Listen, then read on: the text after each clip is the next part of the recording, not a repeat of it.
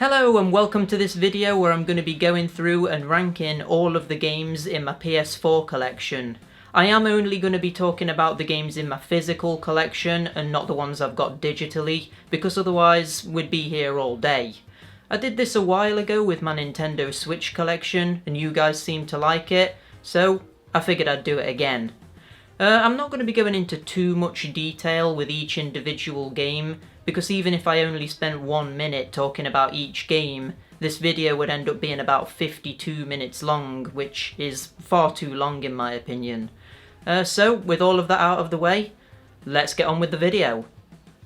So, I'm not going to be doing this in any particular order, I'm kind of just going to see the games at the bottom and drag them where I think they'll go, but to begin with we'll start with the first one, which is Astrobot Rescue Mission, one of the very best PSVR games, and to be honest, kind of one of the only what I would call system sellers for the PSVR headset, and so for that reason I do think that this kind of has to automatically go in the S rank.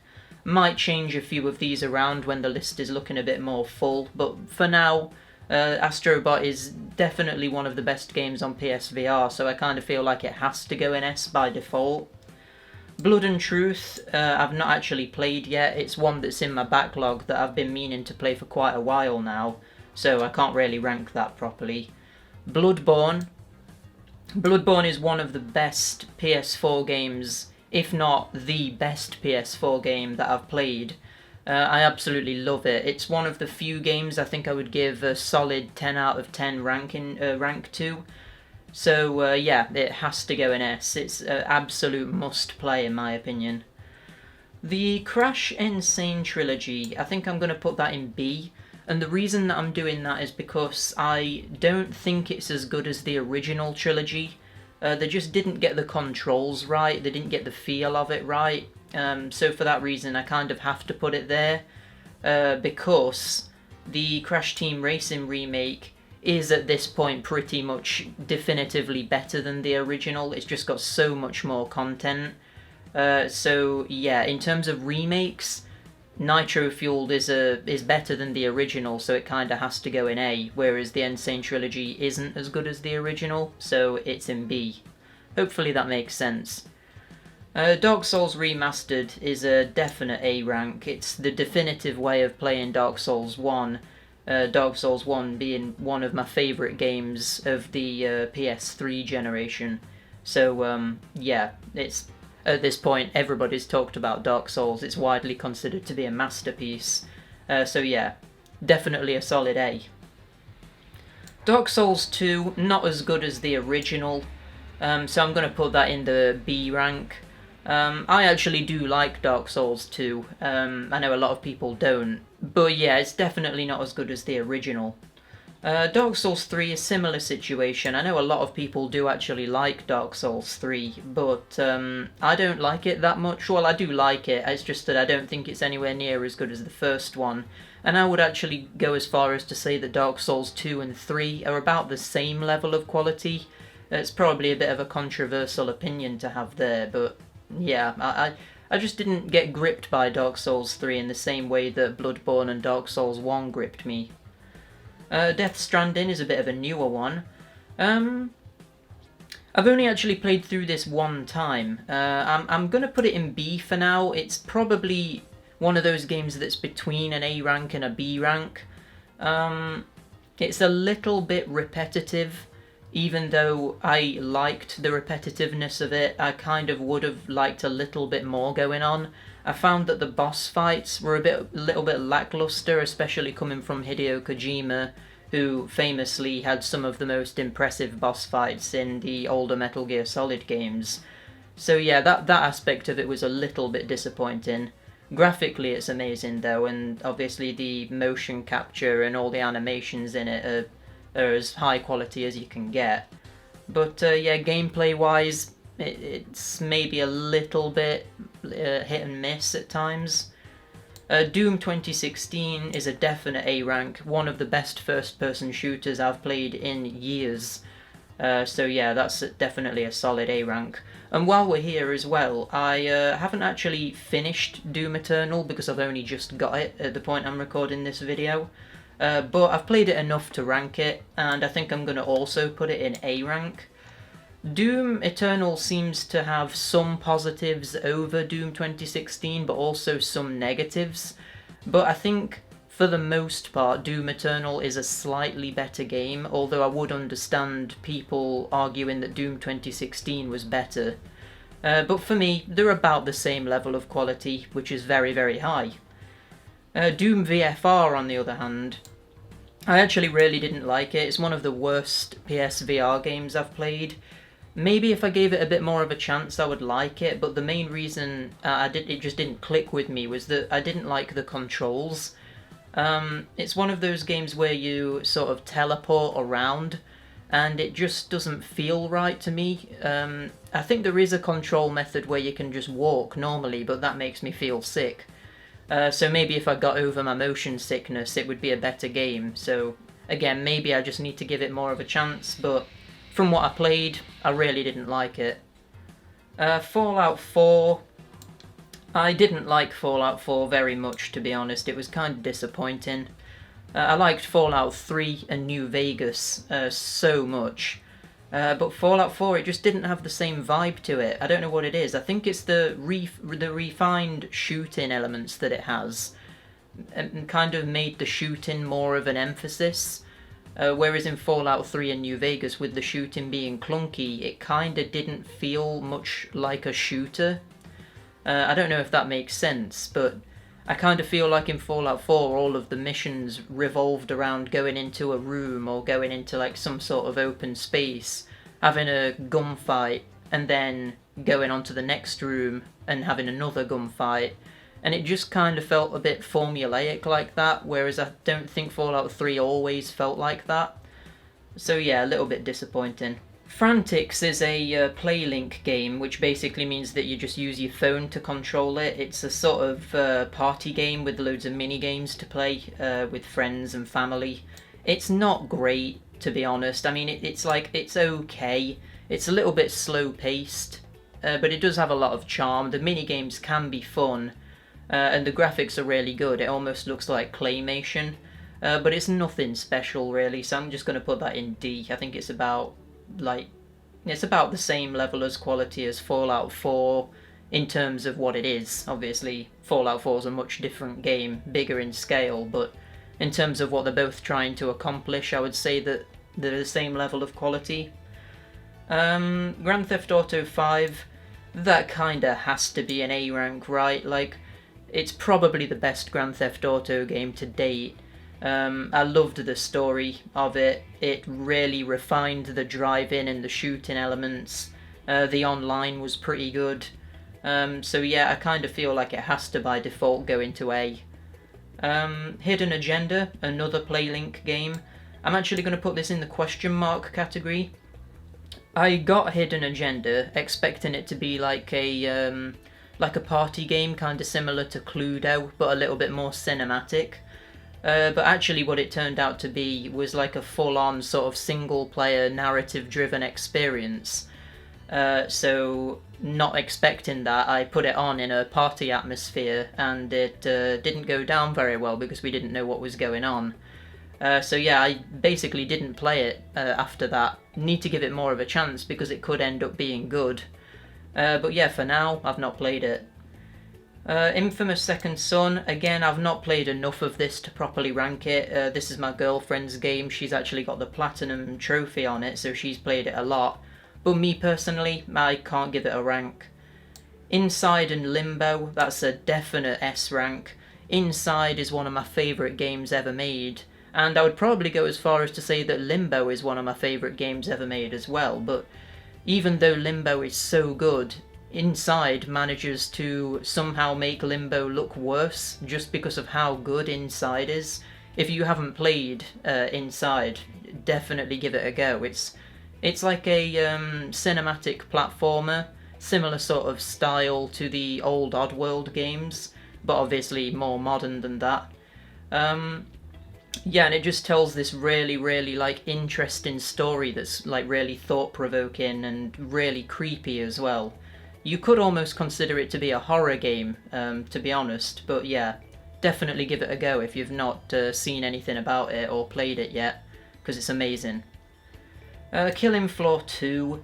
Didn't like Killing Floor 2. I played the original Killing Floor a lot on PC, but Killing Floor 2 just doesn't capture the same character that the original had. I think with the original being so like stereotypically British, everybody like had these over-the-top accents. It just had more charm to it, whereas Killing Floor 2 just kind of feels a bit cookie-cutter. That and the implementation of loot boxes and stuff really just puts me off instantly. So yeah, didn't really like Killing Floor 2, never really got into it. A bit disappointing after the first one. Knack 2, it's another one of my girlfriend's games that I've not played, so I can't comment on it. Knowledge is Power and Knowledge is Power Decades are two more Playlink games. They're like quiz games, where you use your phone to like pick the answers so your opponents can't see what answers you're picking. It does some interesting stuff, like you can use power-ups to make it more difficult for the people you're playing with as well. So it's a pretty cool concept. I would actually say that this is the best of the Playlink games, but at the end of the day it is just a quiz game. It's not the sort of thing that you can really play like for hours on end. So I guess for now I'm going to put them both in C, because they're both pretty good, especially for what they are. So yeah, might move them around at the end, let's see. The Last Guardian, I'm gonna put it in B, because even though I did really like The Last Guardian, it was very slow to begin with. You could argue that that added to the experience because it built the characters and the world up a bit more, but to begin with I kind of was thinking like I didn't like it. Like it kind of just took so long to get to a point where you were invested that I imagine it would turn a lot of people away before it began. So for that reason I think it's a B rank, even though I did really enjoy it. Life is Strange, I'm actually going to put that in A. It's the best like narrative driven game I've ever played. It's a similar style to like Until Dawn or Heavy Rain, that sort of thing, but it's just far better than any of those, in my opinion anyway. It does this really interesting thing with the time travel mechanic, where you can like see the short-term consequences of your actions, but then you can reverse time to like pick another choice, but then you've still got no idea what the long-term consequences of your actions are. It's a really interesting idea, and I definitely recommend it if you're a fan of that sort of thing. Life is Strange Before the Storm, on the other hand, I've actually not played yet. I think with it being a prequel to the original Life is Strange, I just don't feel like I really need to experience that, because I already know what happens to all of the characters. Plus, Before the Storm doesn't have a time travel mechanic either, which is a little bit strange. But yeah, I'll get to it eventually. It might be a lot better than I'm making it out to be. Obviously, I can't say that it's bad because I've not played it, but yeah. Littlebigplanet 3. I'm going to put this in D. I've hardly played it at all. I was a big fan of the original Littlebigplanet. Littlebigplanet 2 didn't grab me quite as much. And then 3, I don't know what it was about it. It just really felt stale at that point. It just kind of felt like they were doing the same thing over and over again. So I hardly played it. It was the first PS4 game I ever got, actually. And I think I played it like twice and then just never played it again, just because it didn't do anything unique or special to separate it from the older ones. So that was a little bit disappointing. Little Nightmares is definitely a solid A. Again, it's kind of similar to Inside in the way that it is a like platformer horror hybrid. Inside is a lot better, but that isn't to say that Little Nightmares isn't worth playing. Because it is really good. It has this like almost like Tim Burton, Henry Selick style to it, sort of like The Nightmare Before Christmas and Coraline, that sort of thing, that similar aesthetic. And it just is a really cool game. Like the monster designs are really freaky. yet somehow it manages to almost have this childlike charm to it at the same time. It's really, really good. Highly recommended. Marvel's Spider-Man is another one that I've not played that much. It's another one that my girlfriend has actually got the Platinum Trophy on, and she's done the DLC and everything. I feel like I have played this one enough to give it a rank though, and I think it's definitely an A. It really has just an awesome like fighting mechanic that feels really fluid. The like web swinging through the city feels really satisfying. They just really nailed every aspect of it, to be honest. Even the story was a lot better than what I was expecting it to be. It had a lot of like dark twists that you wouldn't normally expect from a Spider-Man game. So yeah, that's definitely a solid A rank. The Medieval remake I'm gonna put in B. It was a little bit disappointing, to be honest. I feel like they should have made more changes to it than what they did, because kind of in its current state it just feels like it's just the original Medieval but with a fresh coat of paint. Whereas what I feel like they should have done is refined the combat mechanics and added some more content. But yeah, they didn't really do that. It kind of just feels exactly the same as the PS1 version, which is fine because the PS1 game is obviously good. But yeah, just expected a little bit more from that. Metal Gear Solid Ground Zeroes I actually think is incredible. It's really... what I find disappointing is that Ground Zeroes had this like open level, but it wasn't a fully open world. Like, it was a very sort of small-ish level, but it was big enough to feel like you could go wherever you want and like approach your objectives in different ways. Whereas the Phantom Pain, which I'm going to put in D, just had this full-on open world. But what that meant is that you spent a lot of time just traversing from like base to base with nothing to do in the middle.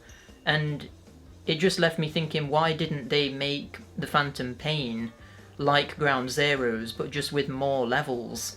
Like, you could have had openly designed levels without being open world, if that makes sense. And I feel like that is one of the main things that ruined the Phantom Pain, whereas it made Ground Zeroes so good.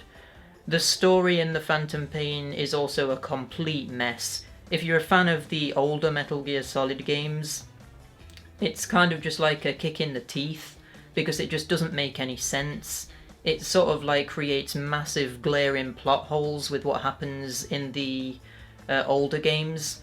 So yeah, just as a fan of Metal Gear Solid, I did not like the Phantom Pain at all. And it's a shame because Ground Zeroes set up such an interesting story, but it turns out that the story wasn't very good.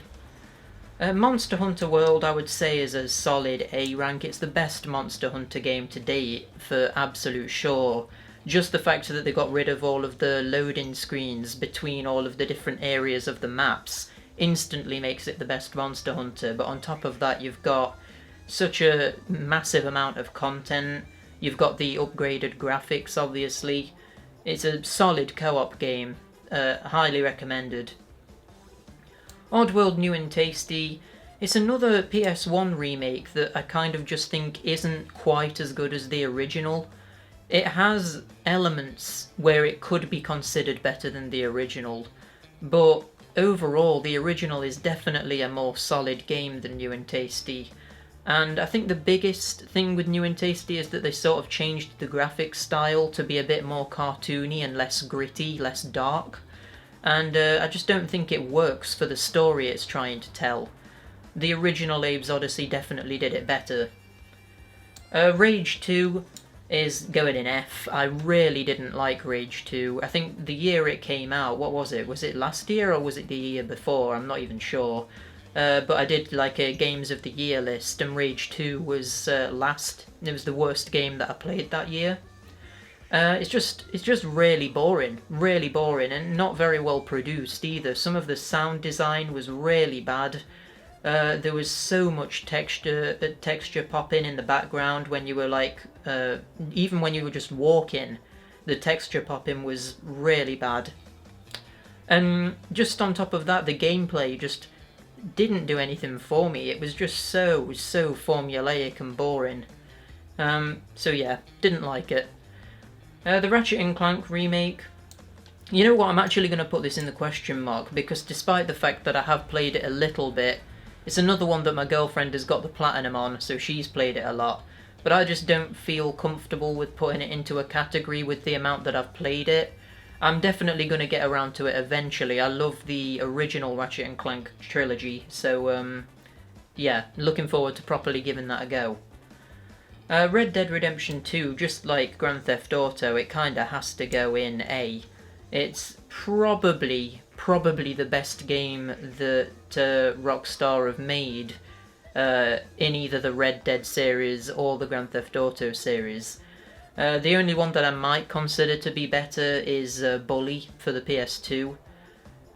Because I do have really fond memories of that. I don't know, maybe it's not aged very well, but my memories of that are good. So maybe that's the best one they've made, I'm not sure. Maybe I'll go back and play it one day. But yeah, Red Dead Redemption 2 is amazing. That was my game of the year it came out, which really surprised me because I wasn't expecting too much going into it. The Resident Evil Origins collection, that's the remaster of the remake of Resident Evil 1 and a remaster of Resident Evil 0. Resident Evil 0 I've actually not played very much of, but the remaster of the remake of Resident Evil 1 is absolutely amazing, and I'm definitely going to be putting that in the A rank. To be honest, if I had played more of Resident Evil 0 and I thought it was just as high quality, I would probably be putting that in the S rank. But I don't think 0 is as good. I did play it a little bit, but it was a bit weird, like the whole character swapping mechanic. I didn't really like that, but maybe if I gave it more of a chance it would be good. The remake of Resident Evil 2 is just absolutely incredible. Again, I'm pretty sure that the year that came out, which was last year, that was my game of the year. Absolutely incredible remake. That is how you make a video game remake. And I've actually just finished the Resident Evil 3 remake, finished it for the first time yesterday actually, and it's probably even better than the Resident Evil 2 remake in my opinion. So yeah, they're two absolutely solid S-rank games. Definitely the best, like, survival horror, or even just general horror games that I've played in a very long time. Absolutely love them. Resident Evil 4, the remaster. I've actually not played the PS4 remaster, but I have played the original, or rather I've played the PS2 version. So I'm kind of judging this based on the PS2 version and not the PS4 version, but I remember it being very good. So I'm going to put that in A. I'm definitely going to get around to replaying Resident Evil 4 though, especially now I've just finished the remake of Resi 3. So yeah, maybe that would change, maybe that would actually be an S rank. But yeah, with my vague recollection of it, I can't really solidly put it in S. Resident Evil 7. Again, I've not played this for a while. I played this when it first came out, so my memory of it may be a little bit sketchy at this point. I'm actually going to put it in B, because I do remember coming out of it saying that it's a little bit disappointing how there wasn't much variety in enemies. Like, kind of all of the main enemies in the game were just these, like, wormy, mouldy creatures that didn't really look all that scary, didn't really look all that interesting. And yeah, I think, with especially just having played Resi 2 and Resi 3, the remakes, there's so much variety in enemy designs in those games, and 7, just compared to that, is just a bit boring. It's probably scarier than the remakes of Resident Evil 2 and 3, because they're not really all that scary, they're more tense than scary. So it has that going for it, but yeah, needs more enemy variety. Sekiro is definitely a solid A rank. I think that Sekiro is better than Dark Souls 2 and better than Dark Souls 3, if we're going to be comparing it to them. It is similar to the Dark Souls games and Blood-Borne, but it does do quite a lot differently. Like, there's no traditional leveling up system, there's no character customization. It's much more of an action-adventure game than it is an RPG, but it does share a lot of the same DNA. But yeah, I think it's really, really good. I need to play it again, to be honest, because it's been quite a while since I've played it, and I did really enjoy my time with it. The remake of Shadow of the Colossus. Now, I'm gonna put this. I'm gonna put this in C, and it's not because it's a bad game. It's just because it's a really unnecessary remake, in my opinion. It doesn't do very much different to the original. Like, a lot of the problems with the original are still present even in the remake, and while it does look better, it's kind of the remaster of the original Shadow of the Colossus on PS3 looks stunning even to this day. So to remake a game that already looks good and not add any more content to it, and just not change the controls, not do anything differently, it just seems really unnecessary. I kind of would have rather have seen a remake of something else, like something that's potentially a little bit more dated or a little bit more flawed, just because then it would result in a better remake, rather than just this remake that exists for no reason.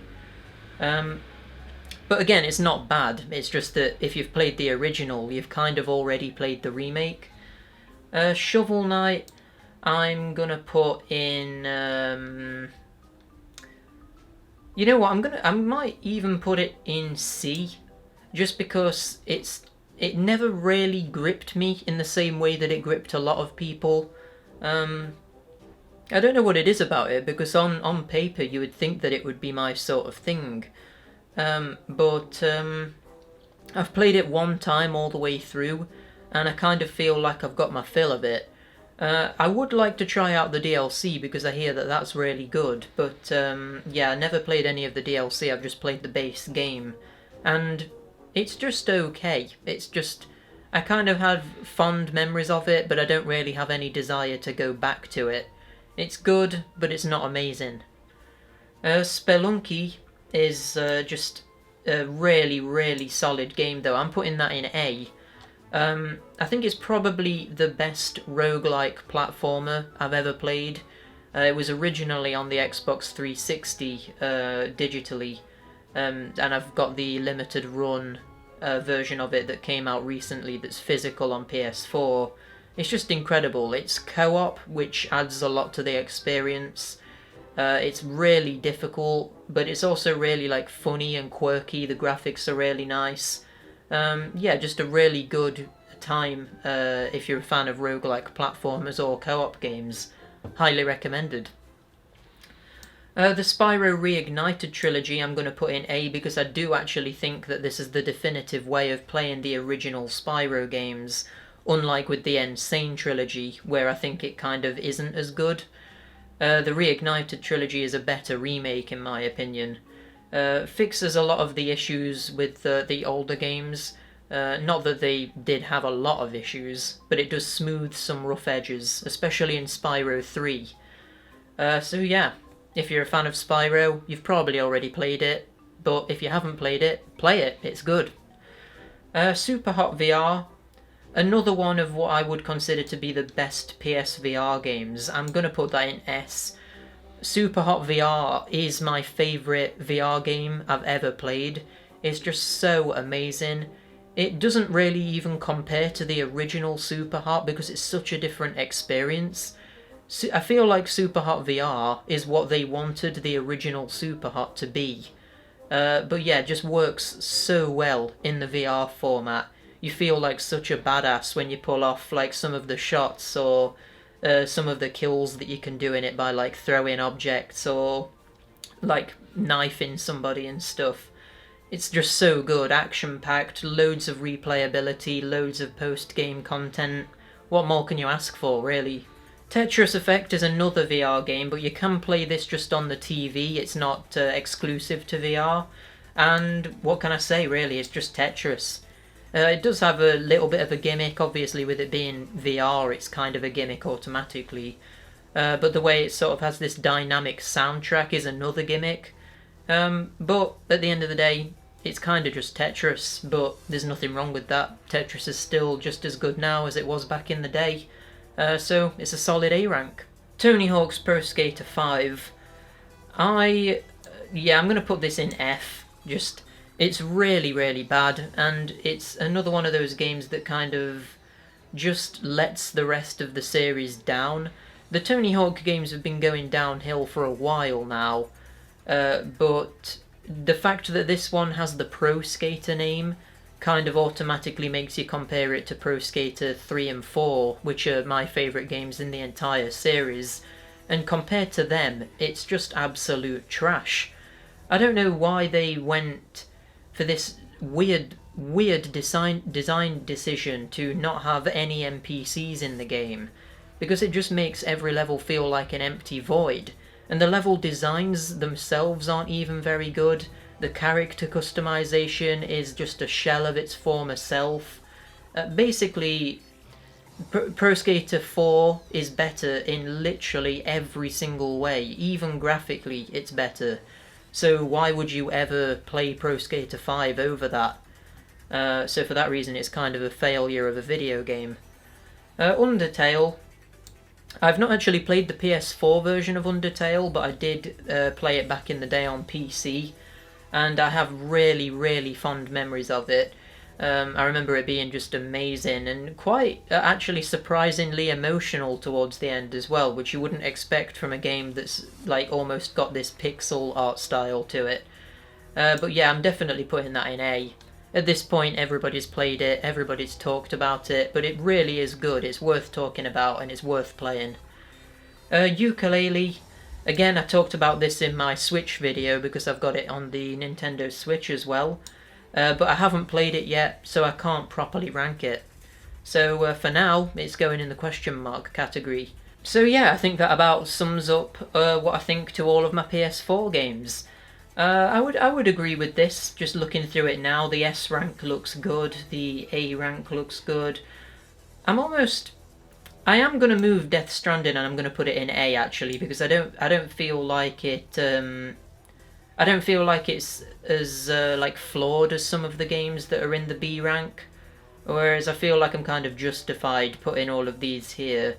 Maybe The Last Guardian should be put in A, just because I feel like even though you could consider it to be a flaw that it's slow at the beginning, it also kind of works in its favour because it does like slowly build up the relationship between you and Trico, which is the weird dog creature. So I think I'm actually going to move that and put that in A as well, because I feel like I was kind of unfair on it putting that in B. Yep, I would agree. Yeah, that looks right. I think that's my complete tier list that's now accurate. So yeah, let me know in the comments if you agree with my list. Let me know if there's something that you would move to a different category. And let me know if you've got any PS4 recommendations for me as well, because I'm aware that there's quite a lot of big hitters that I've not played. Or not given enough of a chance. I did own the God of War PS4 game, but I actually sold that, which I don't normally do. And I really do feel like, looking back on it, I didn't give it enough of a chance. So that's a big one that I should definitely get again and actually finish this time. But let me know if there's any others. And if you enjoyed the video, give it a like, subscribe to see more stuff like this coming soon, and I'll see you in the next video. Bye!